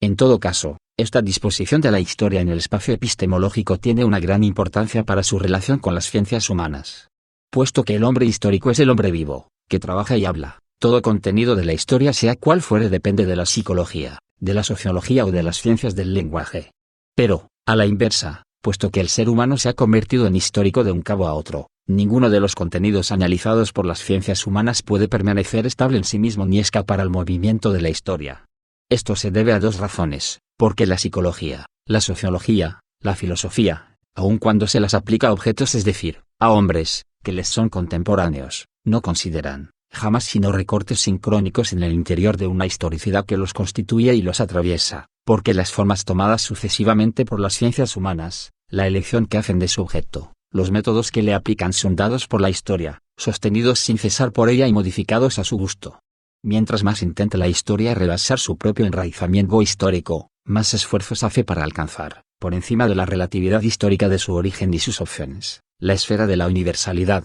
Más evidentemente lleva los estigmas de su nacimiento histórico, más evidentemente aparece a través de ella la historia de la que forma parte, y ahí también Spengler y todos los filósofos de la historia dan testimonio de ello. A la inversa, mientras mejor acepta su relatividad, más se hunde en el movimiento que le es común con lo que relata, más tiende entonces a la nimiedad del relato y todo el contenido positivo que se dio a través de las ciencias humanas se disipa. Así, pues, la historia forma, con respecto a las ciencias humanas, un medio de acogida que es, a la vez, privilegiado y peligroso. Da a cada ciencia del hombre un trasfondo que la establece, que le fija un suelo y como una patria, determina la playa cultural, el episodio cronológico, la inserción geográfica, en que puede reconocerse su validez a este saber, pero las discierne de una frontera que las limita y arruina desde el principio su pretensión de tener validez en el elemento de la universalidad. Revela, de esta manera, que si el hombre aún antes mismo de saberlo, ha estado sometido siempre a determinaciones que pueden manifestar la psicología, la sociología y el análisis de las lenguas, no es, sin embargo, el objeto intemporal de un saber que, cuando menos en el nivel de sus derechos, carecería él mismo de edad. Aun si evitan toda referencia a la historia, las ciencias humanas, y bajo este título puede colocarse a la historia entre ellas, no hacen nunca otra cosa que poner un episodio cultural en relación con otro, aquel al que se aplican como su objeto y aquel en el que se enraizan en cuanto a su existencia, su modo de ser, sus métodos y sus conceptos, y si ellas se aplican a su propia sincronía, relacionan consigo mismo el episodio cultural del que han surgido. Tanto que el hombre no aparece nunca en su positividad sin que ésta esté de inmediato limitada por lo ilimitado de la historia. Vemos reconstituirse aquí un movimiento análogo al que animaba desde el interior a todo el dominio de las ciencias del hombre, tal como se lo analizó más arriba. Este movimiento remitía perpetuamente las positividades que determinan el ser del hombre a la finitud que hace aparecer a estas positividades, de suerte que aún las ciencias mismas estarían presas en esta gran oscilación, pero a su vez la retomarían en la forma de su propia positividad al tratar de pasar sin cesar de lo consciente a lo inconsciente. Ahora bien, he aquí que, con la historia, recomienza una oscilación semejante, pero esta vez no juega entre la positividad del hombre tomado como objeto, y manifestado empíricamente por el trabajo, la vida y el lenguaje, y los límites radicales de su ser, juega entre los límites temporales que definen las formas singulares del trabajo, de la vida y del lenguaje y la positividad histórica del sujeto que, por el conocimiento, encuentra acceso hasta ellas. Aún aquí, el sujeto y el objeto están ligados en un recíproco poner en duda, pero en tanto que haya este poner en duda se hacía en el interior mismo del conocimiento positivo y por el progresivo develamiento de lo inconsciente por la conciencia, aquí se hacen los confines exteriores del objeto y del sujeto, designa la erosión a la que están sometidos ambos, la dispersión que los separa uno de otro, arrancándolos a una positividad calmada, enraizada y definitiva. Al develar lo inconsciente como su objeto más fundamental, las ciencias humanas mostraron que había siempre aún que pensar en aquello que estaba ya pensado en el nivel manifiesto. Al descubrir la ley del tiempo como límite externo de las ciencias humanas, la historia muestra que todo lo que se ha pensado será pensado aún por un pensamiento que todavía no ha salido a luz. Pero quizá no tenemos ahí, bajo las formas concretas de lo inconsciente y de la historia, más que las dos caras de esta finitud que, al descubrir que es su propio fundamento con respecto a sí misma, hizo aparecer en el siglo XIX la figura del hombre, una finitud sin infinito y, sin duda, una finitud que nunca ha terminado, que siempre está en retirada con relación a sí misma, a la que queda aún algo que pensar en el instante mismo en que piensa, a la que queda siempre tiempo para pensar de nuevo lo que ya ha pensado. En el pensamiento moderno, el historicismo y la analítica de la finitud se enfrentan uno a otra. El historicismo es una manera de hacer valer por sí misma la perpetua relación crítica que existe entre la historia y las ciencias humanas. Pero la instaura en el solo nivel de las positividades. El conocimiento positivo del hombre está limitado por la positividad histórica del sujeto que conoce, de suerte que el momento de la finitud se disuelve en el juego de una relatividad a la que no es posible escapar y que vale ella misma como un absoluto. Ser finito será sencillamente estar preso por las leyes de una perspectiva que permite a la vez una cierta aprehensión del tipo de la percepción o de la comprensión, e impide que ésta sea alguna vez intelección universal y definitiva. Todo conocimiento se enraiza en una vida, una sociedad, un lenguaje que tiene una historia, y en esta historia misma encuentra el elemento que le permite comunicarse con las otras formas de vida, los otros tipos de sociedad, las otras significaciones. Por ello, el historicismo implica siempre una cierta filosofía o, cuando menos, una cierta metodología de la comprensión viva, en el elemento de la Lebenswelt, de la comunicación infrahumana, sobre el fondo de las organizaciones sociales, y de la hermenéutica, como reaprensión, a través del sentido manifiesto de un discurso, de un sentido a la vez secundario y primero, es decir, más escondido, pero más fundamental. Por ello, las diferentes positividades formadas por la historia y depositadas en ella pueden entrar en contacto unas con otras, envolverse en el modo del conocimiento, liberar el contenido que dormita en ellas. No son pues los límites mismos los que aparecen en su rigor imperioso, sino totalidades parciales, totalidades que se encuentran limitadas de hecho, totalidades cuyas fronteras pueden cambiarse hasta cierto punto, pero que no se extenderán jamás en el espacio de un análisis definitivo y no se elevarán nunca hasta la totalidad absoluta. Por ello, el análisis de la finitud no cesa de reivindicar contra el historicismo la parte que éste descuidó. Su proyecto es hacer surgir, en el fundamento de todas las positividades y antes de ellas, la finitud que las hace posibles, allí donde el historicismo buscó la posibilidad y la justificación de las relaciones concretas entre totalidades limitadas, cuyo modo de ser era dado de antemano por la vida o las formas sociales o las significaciones del lenguaje. La analítica de la finitud quiere interrogar esta relación del ser humano con el ser que al designar su finitud hace posibles las positividades en su modo concreto de ser. 5. Psicoanálisis, etnología. El psicoanálisis y la etnología ocupan un lugar privilegiado en nuestro saber. Sin duda no se debe a que hubieran aprendido, mejor que cualquier otra ciencia humana, su positividad y realizado por fin el viejo proyecto de ser realmente científicos, sino más bien porque en los confines de todos los conocimientos sobre el hombre, forman con certeza un tesoro inextinguible de experiencias y de conceptos, pero sobre todo un perpetuo principio de inquietud, de poner en duda, de crítica y de discusión de aquello que por otra parte pudo parecer ya adquirido. Ahora bien, hay una razón que tiende al objeto que se dan respectivamente una a otra, pero que tiende más aún a la posición que ocupan y a la función que ejercen en el espacio general de la epísteme. En efecto, el psicoanálisis se mantiene lo más cerca posible de esta función crítica de la que se ha visto que era interior a todas las ciencias humanas. Al darse como tarea el hacer hablar a través de la conciencia al discurso del inconsciente, el psicoanálisis avanza en la dirección de esta región fundamental en la que se establecen las relaciones entre la representación y la finitud, en tanto que todas las ciencias humanas solo van hacia el inconsciente en la medida en que le vuelven la espalda, esperando que se devele a medida en que se hace, como a reculones, el análisis de la conciencia. El psicoanálisis señala directamente hacia él, con un propósito deliberado, no hacia aquello que debe explicitarse poco a poco en el aclaramiento progresivo de lo implícito, sino hacia aquello que está allí y que se hurta, que existe con la misma solidez muda de una cosa, de un texto cerrado sobre sí mismo o de una laguna blanca en un texto visible y que se defiende por ello. No hay que suponer que la gestión freudiana es la componente de una interpretación del sentido y de una dinámica de la resistencia o de la barrera, al seguir el mismo camino que las ciencias humanas, pero con la mirada vuelta a contrasentido. El psicoanálisis va hacia el momento inaccesible por definición a todo conocimiento teórico del hombre, a toda aprehensión continua en términos de significación, de conflicto o de función, donde los contenidos de la conciencia se articulan o más bien permanecen abiertos sobre la finitud del hombre. Es decir que, a diferencia de las ciencias humanas que, a la vez que desandan el camino de lo inconsciente, permanecen siempre en el espacio de lo representable, el psicoanálisis avanza para franquear de un solo paso la representación, desbordarla por un lado de la finitud y hacer surgir así, ahí donde se esperaban las funciones portadoras de sus normas, los conflictos cargados de reglas y las significaciones que forman sistema, el hecho desnudo de que pudiera haber un sistema, así, pues, significación, regla, en consecuencia, oposición, norma, por tanto, función. Y en esta región en la que la representación permanece en suspenso, al borde de sí misma, abierta en cierta forma sobre la cerradura de la finitud, dibujándose las tres figuras por las que la vida, con sus funciones y sus normas, viene a fundarse en la repetición muda de la muerte, los conflictos y las reglas, en la apertura desatada del deseo, las significaciones y los sistemas en un lenguaje que es, al mismo tiempo, ley. Se sabe cómo han llamado los psicólogos y los filósofos a todo esto, mitología freudiana.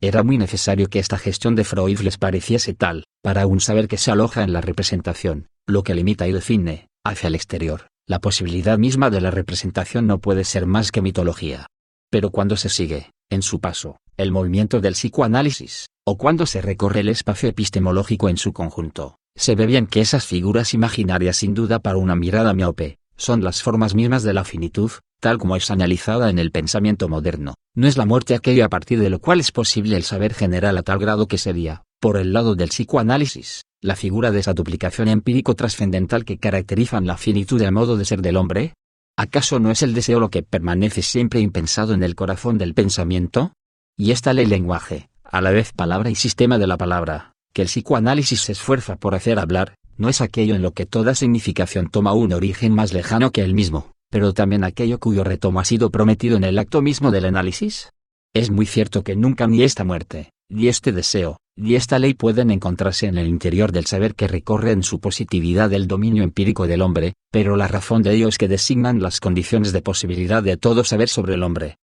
Y justo cuando este lenguaje se muestra en estado desnudo, pero se hurta al mismo tiempo más allá de toda significación como si fuera un gran sistema despótico y vacío, cuando el deseo reina en el estado salvaje, como si el rigor de su regla hubiera nivelado toda oposición, cuando la muerte domina toda función psicológica y se mantiene por encima de ella como su norma única y devastadora, entonces reconocemos la locura bajo su forma presente, la locura tal como se da a la experiencia moderna, como su verdad y su alteridad. En esta figura empírica y, sin embargo, extraña a todo aquello, y en todo aquello que podemos experimentar, nuestra conciencia no encuentra ya, como en el siglo XVI, la huella de otro mundo, no comprueba ya la rutina de la razón desencaminada, ve surgir lo que nos está, peligrosamente, más próximo, como si, de pronto, se perfilara en relieve el hueco mismo de nuestra existencia, la finitud, a partir de la cual somos, pensamos y sabemos está, con frecuencia, ante nosotros, existencia a la vez real e imposible, pensamiento que no podemos pensar, objeto de nuestro saber pero que se le escapa siempre.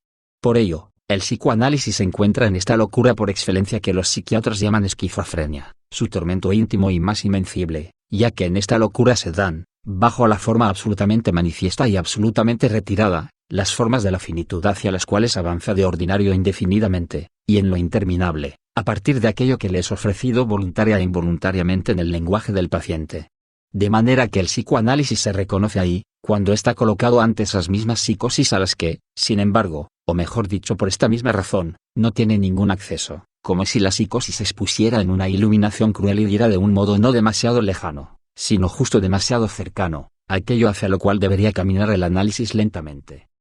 Pero esta relación del psicoanálisis con lo que hace posible cualquier saber en general en el orden de las ciencias humanas tiene una consecuencia más. Se trata de que no puede desplegarse como puro conocimiento especulativo o teoría general del hombre. No puede atravesar el campo completo de la representación, intentar dibujar los contornos de sus fronteras, señalar hacia lo más fundamental, en la forma de una ciencia empírica construida a partir de observaciones cuidadosas. Esta apertura no puede ser hecha sino en el interior de una práctica en la que no es solo el conocimiento que se tiene del hombre lo que está comprometido, sino el hombre mismo, el hombre con esta muerte que trabaja en su sufrimiento, este deseo que ha perdido su objeto y este lenguaje por el cual y a través del cual se articula silenciosamente su ley. Todo saber analítico está, pues, invenciblemente ligado a una práctica, a esta estrangulación de la relación entre dos individuos, en la que uno escucha el lenguaje del otro, liberando así su deseo del objeto que ha perdido, haciéndole entender que lo ha perdido, y liberándolo de la vecindad siempre repetida de la muerte, haciéndole entender que un día morirá.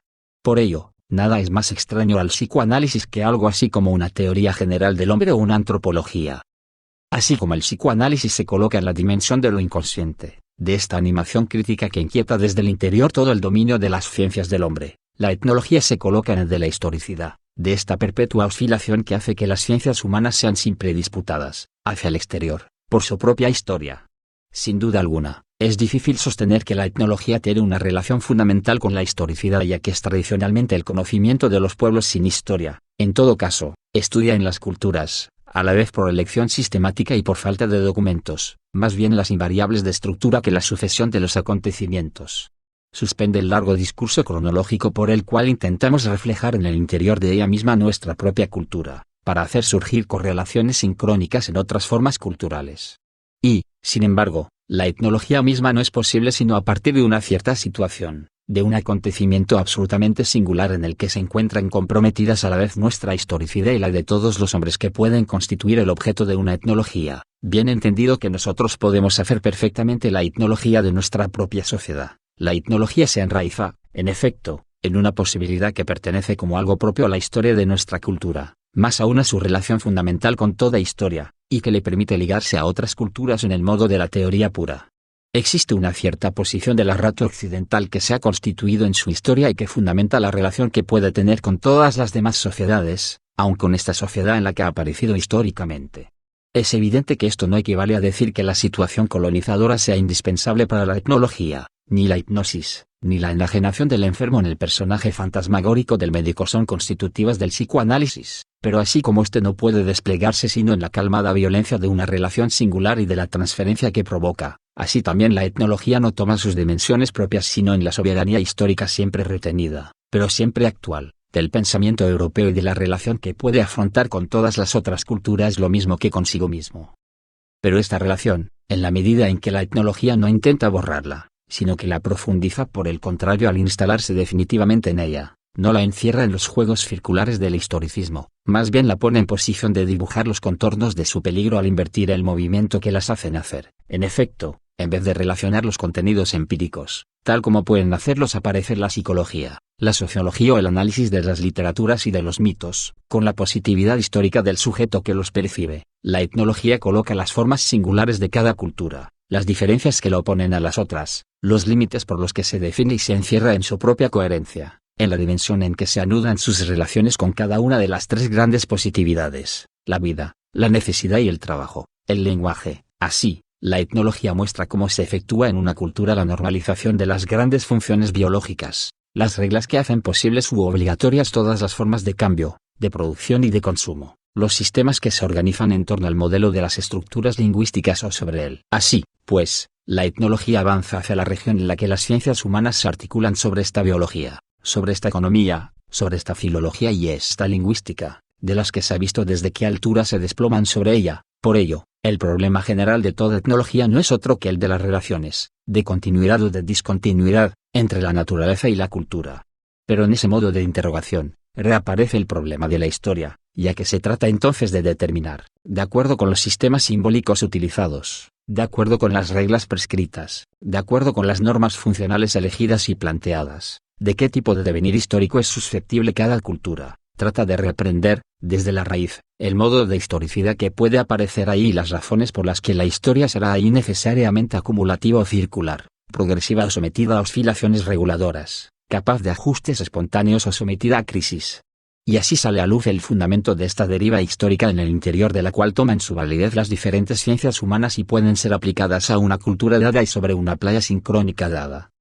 La etnología, como el psicoanálisis, interroga no al hombre mismo, tal como puede aparecer en las ciencias humanas, sino a la región que hace posible en general un saber sobre el hombre, lo mismo que el psicoanálisis, atraviesa todo el campo de ese saber en un movimiento que tiende a alcanzar sus límites.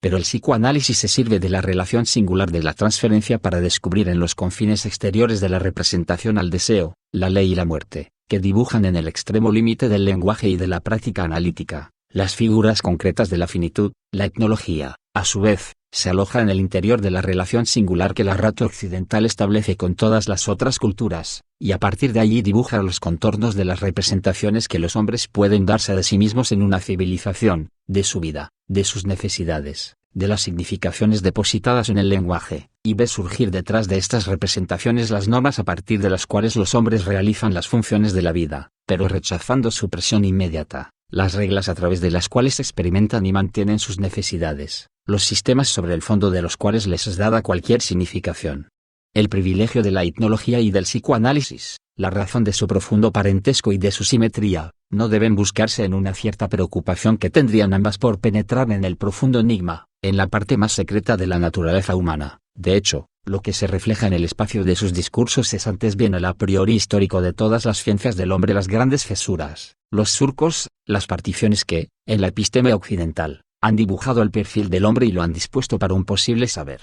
Así, pues, era muy necesario que ambas fueran ciencias del inconsciente, no porque alcancen en el hombre lo que está por debajo de su conciencia, sino porque se dirigen hacia aquello que, fuera del hombre, permite que se sepa, con un saber positivo, lo que se da o se escapa a su conciencia. A partir de ahí puede comprenderse un cierto número de hechos decisivos. Y en primer lugar,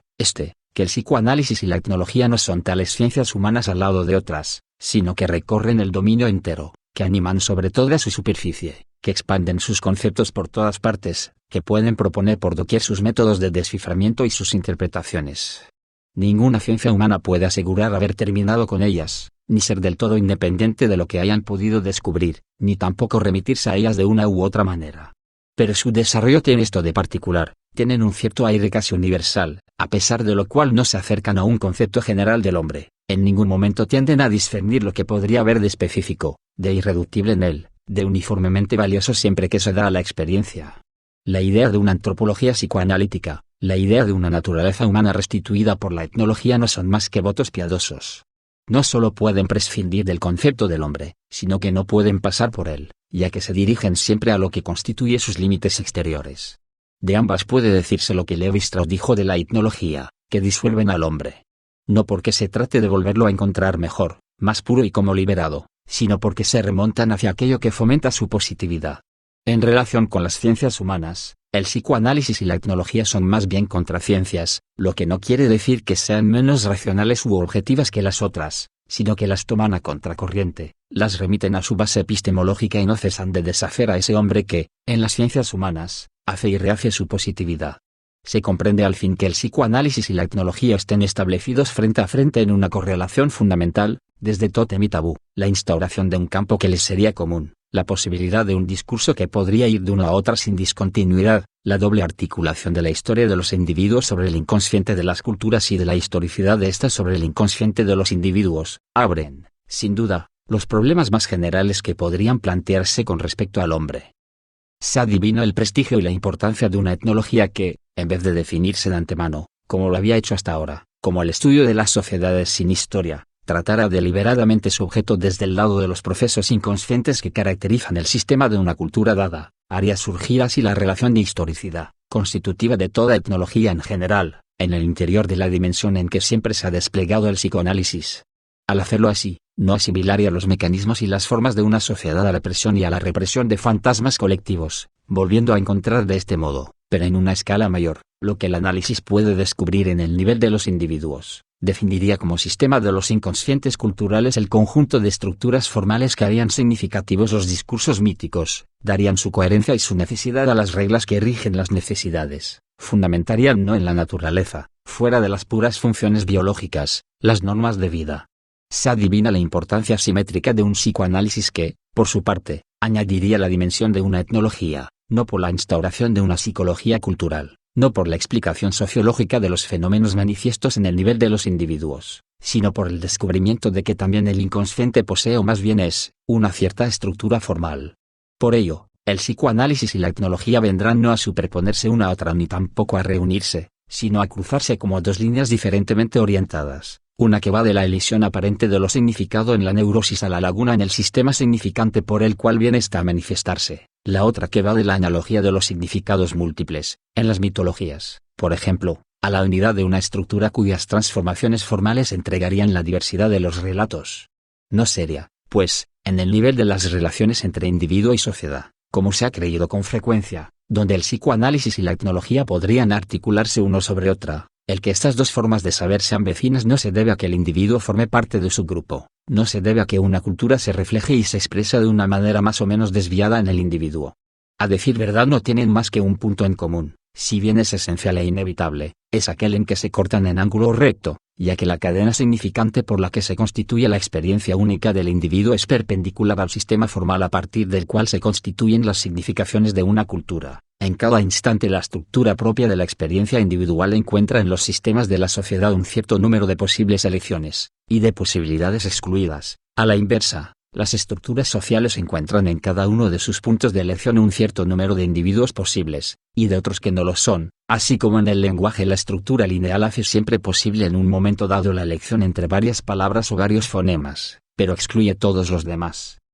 Entonces se forma el tema de una teoría pura del lenguaje que daría a la etnología y al psicoanálisis así concebido su modelo formal. Existiría así una disciplina que podría cubrir en su solo recorrido tanto esta dimensión de la etnología que relaciona las ciencias humanas con las positividades que las limitan, como esta dimensión del psicoanálisis que relaciona el saber del hombre con la finitud que lo fundamenta. Con la lingüística se tendría una ciencia perfectamente fundada en el orden de las positividades exteriores al hombre, ya que se trata del lenguaje puro, y que, atravesando todo el espacio de las ciencias humanas, llegaría a la cuestión de la finitud, ya que es a través del lenguaje y en el mismo donde el pensamiento puede pensar, de suerte que en sí mismo es una positividad que vale como fundamental. Por encima de la etnología y del psicoanálisis, más exactamente, intricada con ellos, una tercera contraciencia vendría a recorrer, animar e inquietar todo el campo constituido de las ciencias humanas y, desbordándolo tanto por el lado de las positividades como por el de la finitud, formaría su impugnación más general.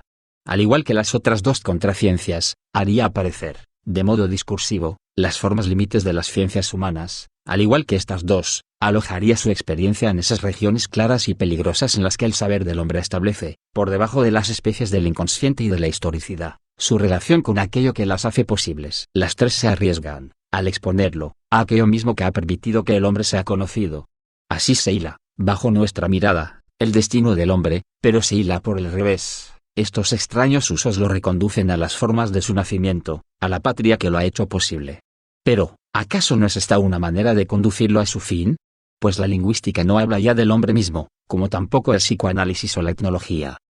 Quizás se podría decir que al desempeñar este papel, la lingüística no hace más que retomar las funciones que en otra época fueron las de la biología o la economía, cuando a fines del siglo XIX y principios del XX se quiso unificar a las ciencias humanas bajo conceptos tomados de la biología o de la economía. Pero la lingüística se arriesga a tener un papel más fundamental. Y por muchas razones. Por lo pronto, porque permite en todo caso si esfuerza por hacerla posible, la estructuración de los contenidos mismos. No es pues una reaprehensión teórica de los conocimientos adquiridos fuera, interpretación de una lectura ya hecha de los fenómenos, no propone una versión lingüística de los hechos observados en las ciencias humanas, es el principio del desciframiento primero, bajo una mirada armada por ella. Las cosas no llegan a la existencia sino en la medida en que pueden formar los elementos de un sistema significante. El análisis lingüístico es más una percepción que una explicación, es decir, es constitutivo de su objeto mismo. Además, por esta emergencia de la estructura, como relación invariable en un conjunto de elementos, se abre de nuevo la relación de las ciencias humanas con las matemáticas de acuerdo con una dimensión del todo nueva. Ya no se trata de saber si se pueden cuantificar los resultados o si los comportamientos humanos son susceptibles de entrar en el campo de una probabilidad mensurable. La cuestión que se plantea es la de saber si se puede utilizar, sin un juego de palabras, la noción de estructura o, cuando menos, si en las matemáticas y en las ciencias humanas se habla de la misma estructura,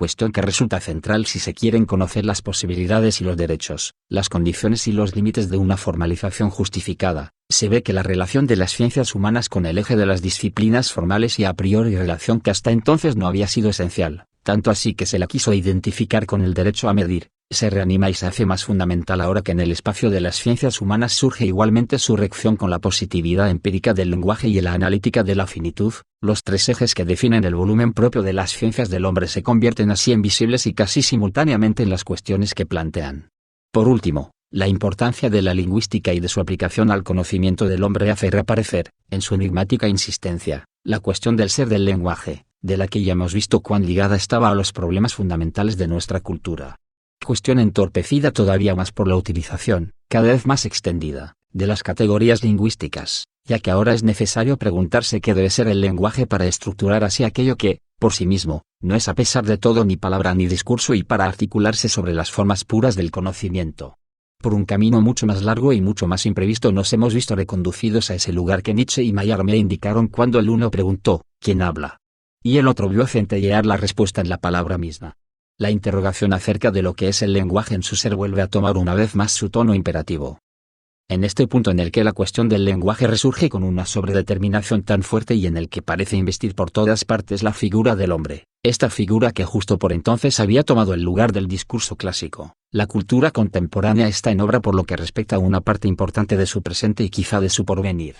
Por una parte aparecen de pronto como muy próximas a todos esos dominios empíricos, cuestiones que hasta entonces parecían estar muy alejadas de ellos. Esas cuestiones son las de una formalización general del pensamiento y del conocimiento, y en el momento en que aún se las creía dedicadas a la sola relación de la lógica y las matemáticas, se abren a la posibilidad y también a la tarea de purificar la vieja razón empírica por la constitución de lenguas formales y de ejercer una segunda crítica de la razón pura a partir de nuevas formas del a priori matemático. Sin embargo, en el otro extremo de nuestra cultura, la cuestión del lenguaje está confiada a esta forma de palabra que sin duda no ha dejado de plantearla, pero que por primera vez se la plantea a sí misma. El que la literatura de nuestros días esté fascinada por el ser del lenguaje, esto no es ni el signo de un fin ni la prueba de una radicalización, es un fenómeno que enraiza su necesidad en una configuración muy vasta en la que se dibuja toda la nervadura de nuestro pensamiento y de nuestro saber.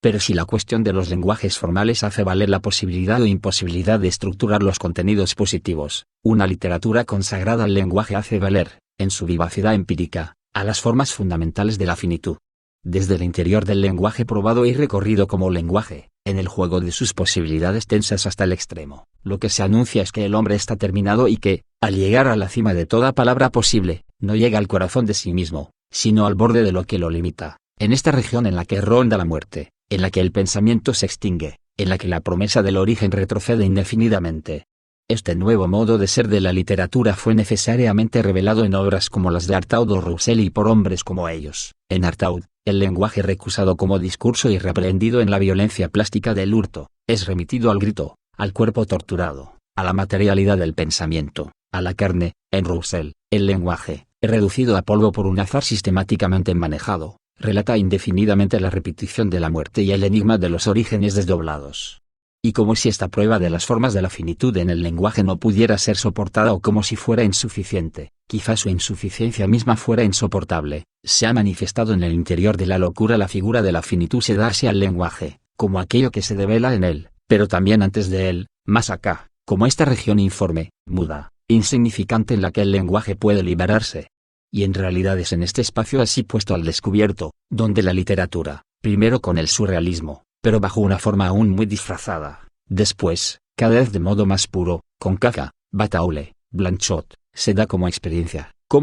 de la muerte, y en el elemento de la muerte, del pensamiento impensable, y en su presencia inaccesible, de la repetición, de la inocencia original, siempre en el término más cercano del lenguaje y siempre más alejado, como experiencia de la finitud, tomada en la apertura y constricción de esta finitud. Vemos, pues, que este retorno del lenguaje no tiene, en nuestra cultura, el valor de una interrupción súbita, no es en modo alguno el descubrimiento irruptivo de una evidencia desaparecida desde hace tiempo, no es la marca de un repliegue del pensamiento sobre sí mismo en el movimiento por el cual se libera de todo contenido, ni de un narcisismo de la literatura que se liberara al fin de lo que tendría que decir, para no hablar más que del hecho de que es lenguaje puesto al desnudo. En realidad, se trata del despliegue riguroso de la cultura occidental de acuerdo con la necesidad que se dio a sí misma a principios del siglo XIX. Sería falso ver en este índice general de nuestra experiencia, al que podemos llamar formalismo, el signo de un desecamiento, de una rarefacción del pensamiento incapaz de reprehender la plenitud de los contenidos. No sería menos falso el colocarlo de golpe sobre el horizonte de un nuevo pensamiento y de un nuevo saber. En el interior del dibujo muy cerrado, muy coherente de la episteme moderna encuentra su posibilidad esta experiencia contemporánea, es ella misma la que, por su lógica, la ha suscitado, la ha constituido de un cabo a otro y ha hecho imposible que no exista. Lo que pasó en la época de Ricardo, de Cuvier y de Bob, esta forma de saber que se instauró con la economía, con la biología y con la filología, el pensamiento de la finitud que la crítica kantiana prescribiera como tarea de la filosofía, todo esto forma aún el espacio inmediato de nuestra reflexión. Pensamos en ese lugar.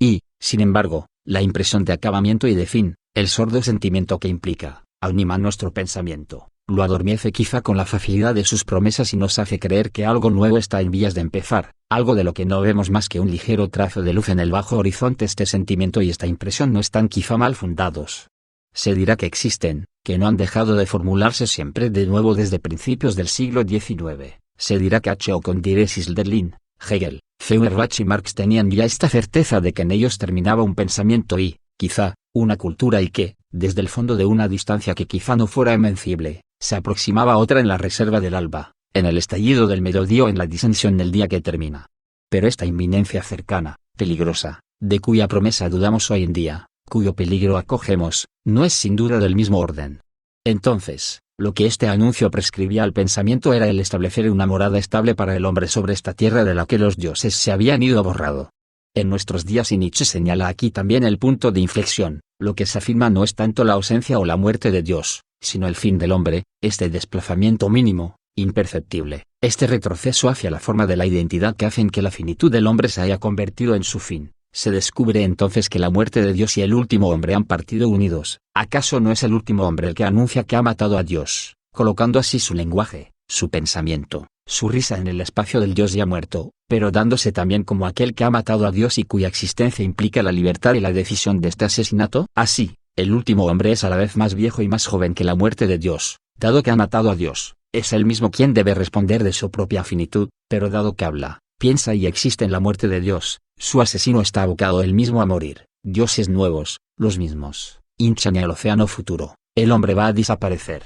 Más que la muerte de Dios o más bien, en el surco de esta muerte y de acuerdo con una profunda correlación con ella, lo que anuncia el pensamiento de Nietzsche es el fin de su asesino, es el estallido del rostro del hombre en la risa y el retorno de las máscaras, es la dispersión de la profunda corriente del tiempo por la que se sentía llevado y cuya presión presuponía en el ser mismo de las cosas, es la identidad del retorno de lo mismo y de la dispersión absoluta del hombre. Durante todo el siglo XIX, el fin de la filosofía y la promesa de una próxima cultura no fueron sin duda sino una sola y única cosa con el pensamiento de la finitud y la aparición del hombre en el saber. En nuestros días, el hecho de que la filosofía esté siempre y todavía en vías de terminar y el hecho de que en ella, pero más aún fuera de ella y contra ella, tanto en la literatura como en la reflexión formal, se plantea la cuestión del lenguaje, prueban sin duda que el hombre está en vías de desaparecer. La razón es que toda la episteme moderna, la que se formó hacia fines del siglo XVIII y sirve aún de suelo positivo a nuestro saber, la que constituyó el modo de ser singular del hombre y la posibilidad de conocerlo empíricamente, toda esta episteme estaba ligada a la desaparición del discurso y de su monótono reinado, al deslizamiento del lenguaje hacia el lado de la objetividad y a su reaparición múltiple. Si ahora este mismo lenguaje surge con una insistencia cada vez mayor en una unidad que debemos pero que aún no podemos pensar, ¿es esto el signo de que toda esta configuración va a oscilar ahora y que el hombre está en peligro de perecer a medida que brilla más fuertemente el ser del lenguaje en nuestro horizonte? El hombre, constituido cuando el lenguaje estaba abocado a la dispersión, ¿no se dispersará acaso cuando el lenguaje se recomponga? Y si esto fuera cierto, ¿no sería un error profundo ya que nos ocultaría lo que se necesita pensar ahora, el interpretar la experiencia actual como una aplicación de las formas del lenguaje al orden de lo humano? ¿No sería necesario más bien el renunciar a pensar el hombre o, para ser más rigurosos, pensarlo más de cerca esta desaparición del hombre y el suelo de posibilidad de todas las ciencias del hombre, en su correlación con nuestra preocupación por el lenguaje? ¿No sería necesario admitir que, dado que el lenguaje está de nuevo ahí, el hombre ha de volver a esta inexistencia serena en la que lo mantuvo en otro tiempo la unidad imperiosa del discurso? El hombre había sido una figura entre dos modos de ser del lenguaje, o por mejor decir, no se constituyó sino por el tiempo en que el lenguaje, después de haber estado alojado en el interior de la representación y como disuelto en ella, se liberó fragmentándose. El hombre ha compuesto su propia figura en los intersticios de un lenguaje fragmentado. Con certeza, no son estas afirmaciones, cuando más son cuestiones a las que no es posible responder, es necesario dejarlas en suspenso ahí donde se plantean, sabiendo tan solo que la posibilidad de plantearlas se abre sin duda a un pensamiento futuro.